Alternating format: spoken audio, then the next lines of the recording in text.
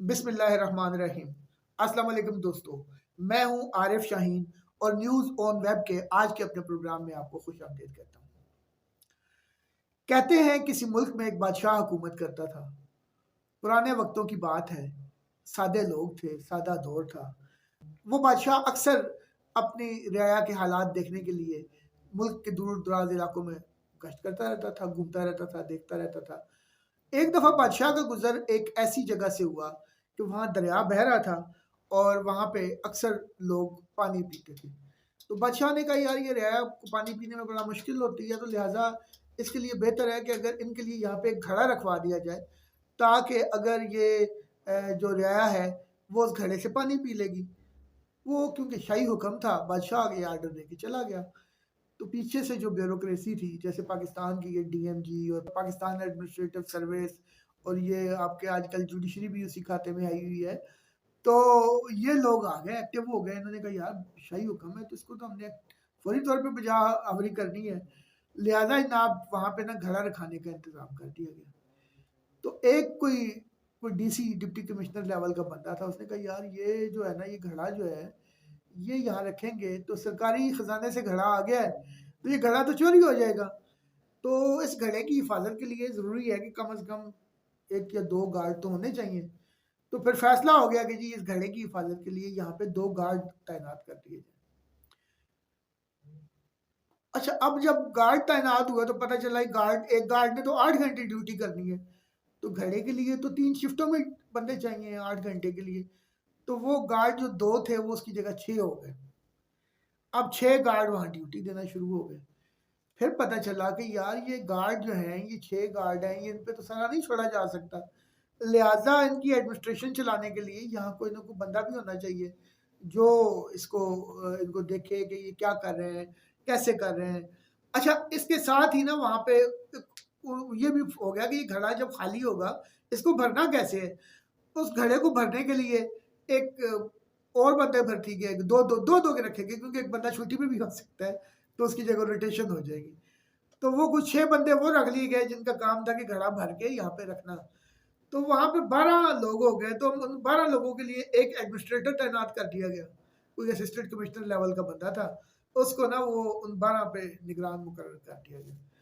खैर वो जो 12 लोग थे उन्होंने काम शुरू किया। उन्होंने देखा कि यार ये जो 12-13 बंदे हैं, यहाँ एक अफसर है।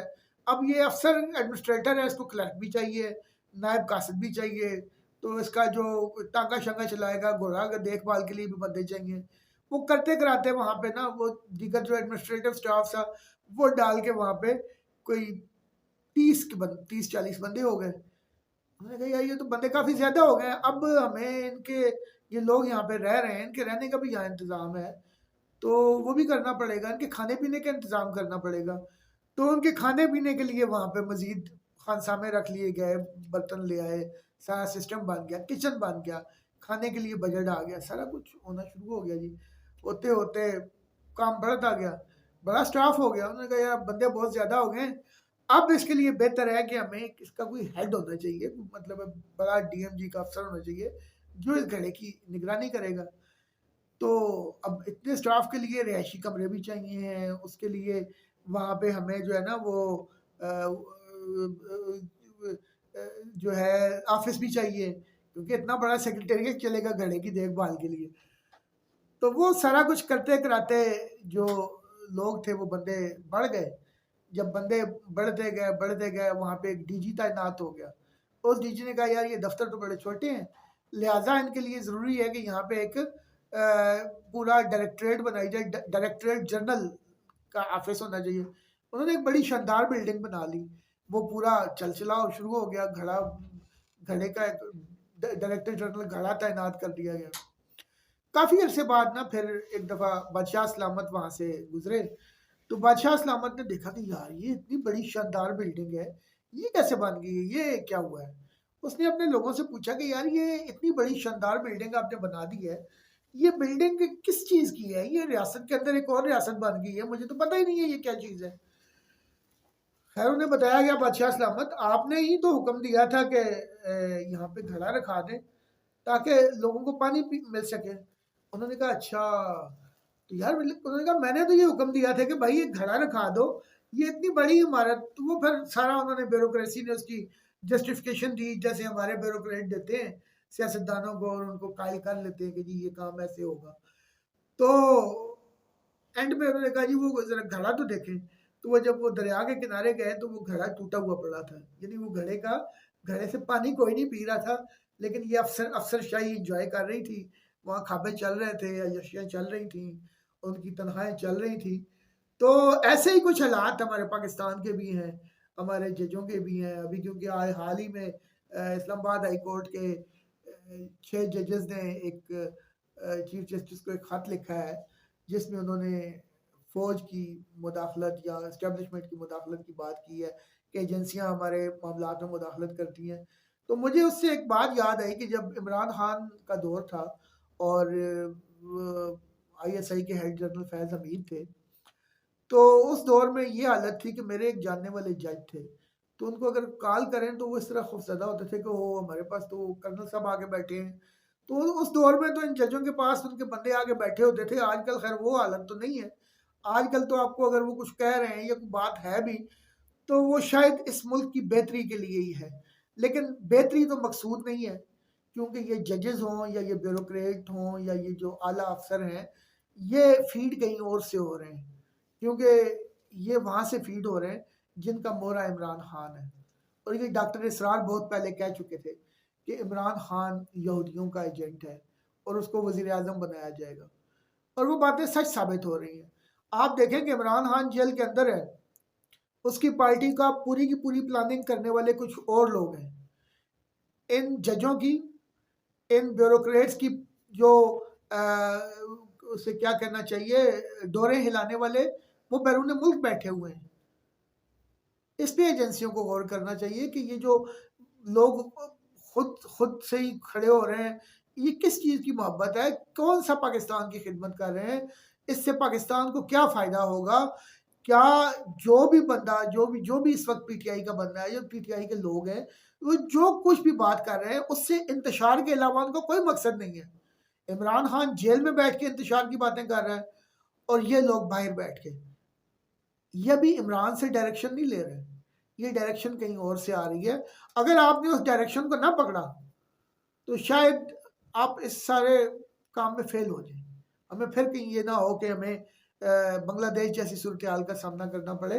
तो इस सूरत हाल में हमें वो हाथ देखने होंगे जो यहाँ पे इतने मुहब्बे वतन, जो इमरान खान के लायल लोग हैं, उनके पीछे हैं, उनको देखना पड़ेगा। एजेंसियों का अमल दखल नहीं होना चाहिए, ये बिलाशुबा ये बात ठीक है कि जुडिशरी को आज़ाद होना चाहिए, लेकिन ये जुडिशरी उस वक्त कहाँ थी जब इमरान खान के हक में बिला वजह वो उन केसों में भी उनको जमानत दे दी गई थी कि जिनमें अभी तक वो केस दर्ज ही नहीं हुआ। तो ये इस पे भी थोड़ा सा ध्यान करें। ये मुझे नहीं पता कि जज साहिबान ने ये क्यों फैसला किया है, वो क्या चाह रहे थे। वैसे तो मैं लंबी चौड़ी बात नहीं करूँगा, लेकिन जस्टिस मोहसिन अख्तर कियानी इंतहाई काबिल इज़्ज़त, काबिल एहतराम है, क्योंकि वो हाई कोर्ट के जज हैं। लेकिन हकीकत ये है कि उनके जो फैसले हैं ना, वो भी ताकतवर के हक में ही होते थे।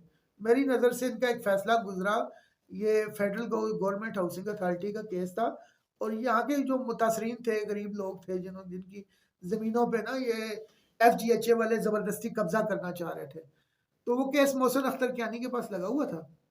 मोहसिन अख्तर कियानी ने इन्फ्लुएंस हुआ या जो, मुझे नहीं पता, मैं इस पे बात नहीं करूँगा क्योंकि मुझे नहीं पता, वो मुझे कल बुला ही लें। तो वो जो केस था, उन्होंने उसको सुने बगैर वो पूरे का पूरा ही उसको उनकी दरखास्तें रिजेक्ट कर दी, क्योंकि वो कमज़ोर थे, दूसरी तरफ ताकतवर लोग थे। तो कोई मतलब इन जजेस का जो करेक्टर है वो भी कोई ऐसा नहीं है कि उसको रोल मॉडल बनाया जा सके। बाकी एजेंसीज का रोल महदूद होना चाहिए, इसमें सारी है, लेकिन अगर जो एजेंसी देखती है कि मुल्क से गद्दारी हो रही है, तो अगर उसमें एजेंसी ने रोल प्ले करना है तो उसे करना चाहिए।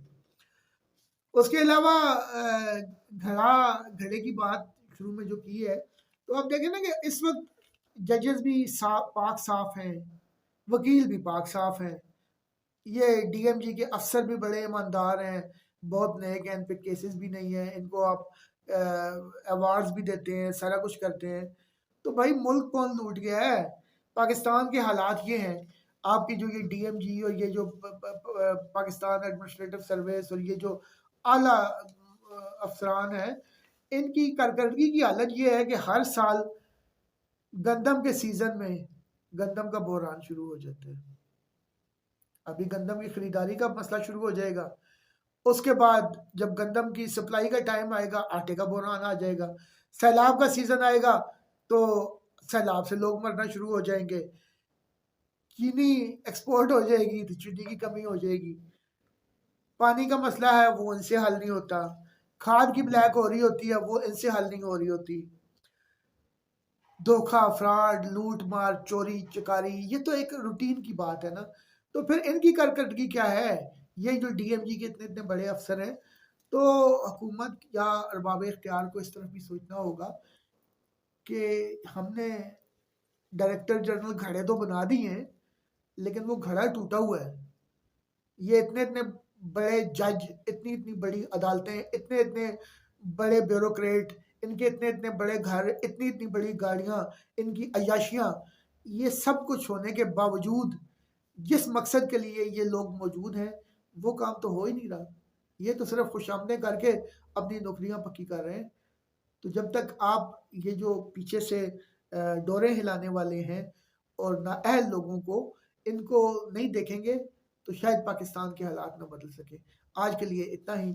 अगर आपको अच्छा लगा है या बुरा लगा है, लिखिएगा ज़रूर, मगर तमीज़ के साथ।